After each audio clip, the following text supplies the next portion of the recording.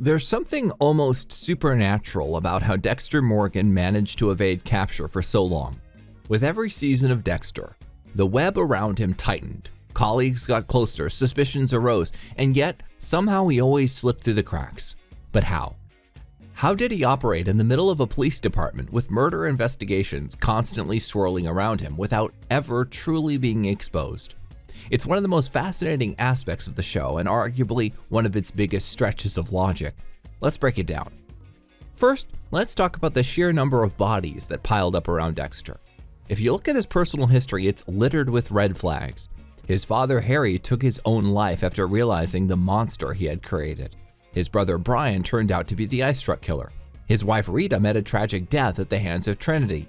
Doakes, the only cop who saw Dexter for what he really was, died under extremely suspicious circumstances, framed as the Bay Harbor Butcher. His accomplice, Lumen, disappeared without a trace. Maria LaGuerta, the only officer who actively investigated him, was found dead, and in the end, even his sister Deborah was lost. That's an unbelievable track record of death surrounding a single individual who just happened to be at the center of a homicide division. Yet somehow, no one put the pieces together. Quite a lot of these incidents can be justified when looked at individually, but when viewed collectively, they paint a highly suspicious picture.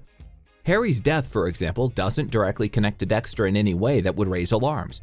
It's tragic, but doesn't usually warrant further investigation, especially since no one suspected the real reason behind it: Harry's horror at realizing what Dexter had become. Brian's existence as Dexter's long-lost brother also doesn't immediately implicate Dexter. Only a couple of people know the two are related, and since they were raised in completely different environments, it wouldn't be a logical leap to assume Dexter followed the same path as Brian. If anything, the sheer unlikelihood of two estranged brothers both turning into expert serial predators might have made the idea of Dexter being involved seem too ridiculous to consider seriously. Doakes, on the other hand, should have been a huge red flag. He openly despised Dexter and made no secret of his suspicions. But those very suspicions were what ultimately worked against him. His hostility toward Dexter was so blatant that it made him look unhinged to his colleagues. When the bodies from the Bay Harbor Butcher case were discovered, Doakes' erratic behavior combined with the fact that he had been tailing Dexter made him look guilty rather than perceptive. The police had their convenient scapegoat, and since Doakes had already alienated himself from much of the department, no one was motivated to question the case too deeply.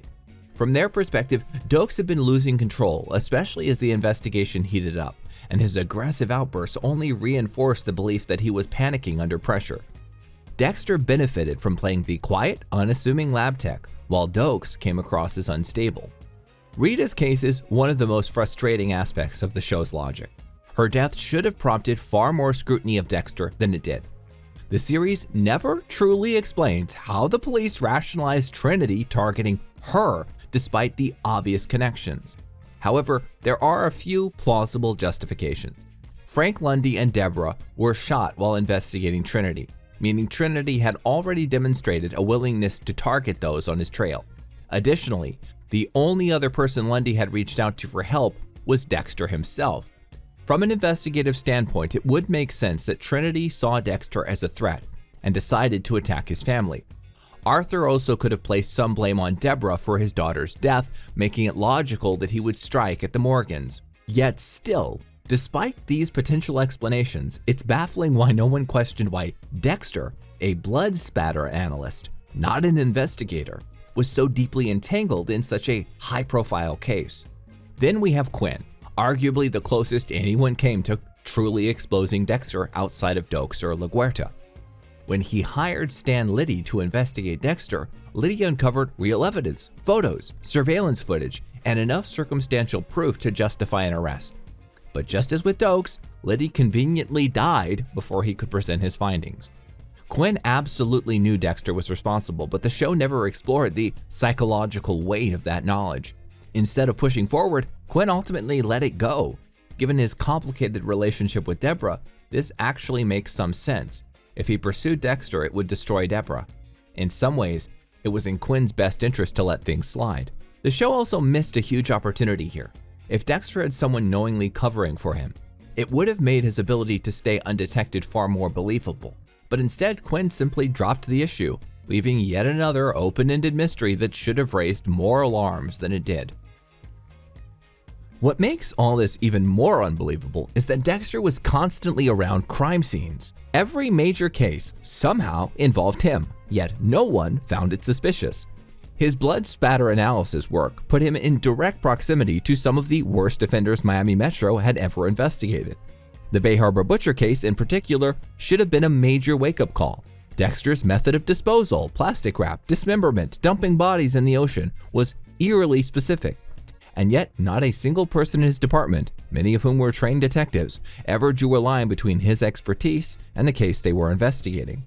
The idea that someone so deeply entrenched in these cases could repeatedly avoid scrutiny stretches the limits of believability. Then there's LaGuerta.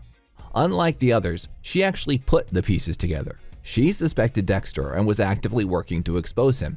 She had the right instincts, the right evidence, and was mere inches from bringing him down. And yet, she ended up dead before she could act. The problem with LaGuerta's death isn't just that it happened, it's that the show treated it as an event with no real consequences for Dexter. In reality, her death should have launched a full-scale investigation. She was the captain of Miami Metro. She had been publicly questioning Dexter's involvement, and she was killed under highly questionable circumstances. There's no way that should have been brushed aside. Yet the show moves past it as if it were just another case that had slipped through the cracks. The pattern is clear. Every major event that should have exposed Dexter was explained away in a way that makes sense in isolation, but when viewed together, it's laughably implausible that no one figured it out. While the show did a great job of making Dexter's survival feel suspenseful in the moment, a closer look reveals just how much luck and incompetence played a role in keeping him hidden. But this isn't the full story. In the next part, we'll dive into the final cracks in Dexter's facade, the moments where his luck should have run out, and how Dexter New Blood finally forced him to face the consequences he had been avoiding for so long. As Dexter's story unfolded, the weight of all those close calls and near misses became almost surreal. The number of times he managed to slip through the cracks would be laughable if it wasn't so compelling. But beyond the structural conveniences of the show's writing, there were some specific elements that allowed Dexter to remain undetected. Some of these had to do with the incompetence of those around him, while others were tied to his own ability to manipulate the people closest to him. One of the most significant factors that kept Dexter from being caught was how well he understood this system. He didn't just work for Miami Metro. He knew exactly how investigations were conducted, what raised red flags, and how to steer suspicions away from himself. More than once, he manipulated evidence directly, making sure that any trail leading to him was cut before it could develop. He also had the advantage of working in forensics, where his access to crime scenes and police resources allowed him to stay ahead of any potential threats. But what really cemented his survival was his ability to weaponize relationships. Dexter wasn't just good at hiding his true self. He was a master at making sure people wanted to believe in his innocence. He played the role of the quiet, awkward coworker who just wanted to do his job.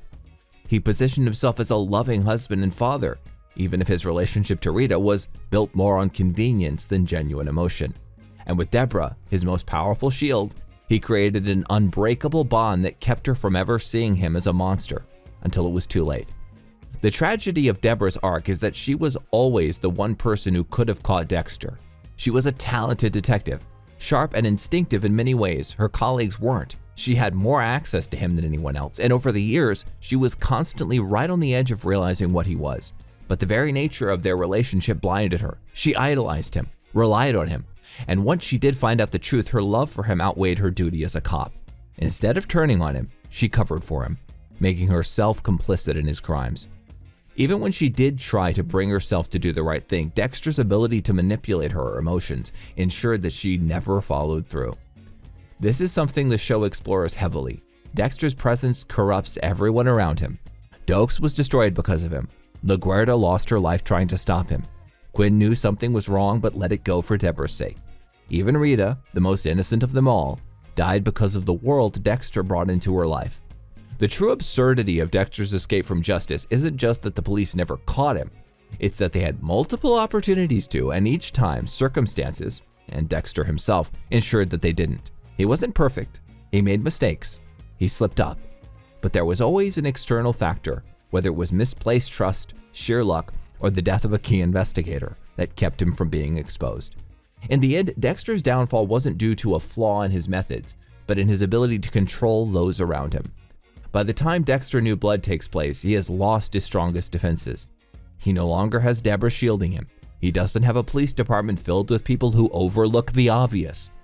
And most of all, he underestimates Angela Bishop, a detective who doesn't have the same blind spots as his former colleagues. She sees the connections, she doesn't ignore the evidence, and for the first time, Dexter finds himself truly trapped.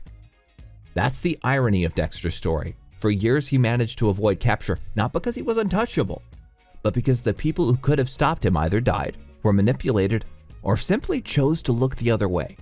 Once he was faced with someone who refused to do any of those things, his magic was gone.